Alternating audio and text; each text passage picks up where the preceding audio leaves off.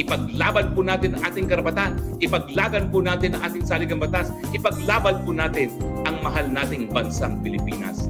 No to dictatorship. Panahon na para tayo magkasama-sama at maghusga sa kinakailangan. Masisanti na ang presidente na nagbudol sa taong bayan. Ang sigaw ng taong bayan, Marcos resign.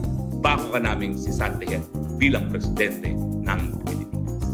Kasi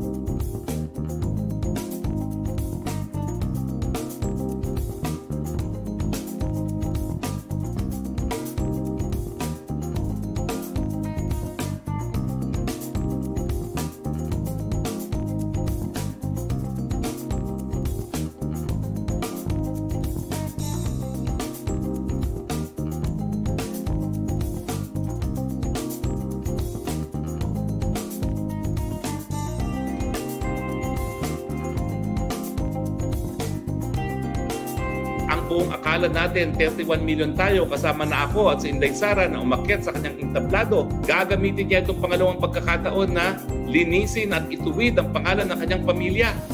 Pero talaga palang baka nasa dugo niya na maging diktador. Alam naman natin, Tos Jr.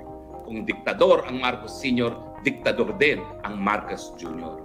Dahil takot po sila sa katotohanan. Takot sila sa katotohanan na binudol nila ang taong bayan. Na sabi nila,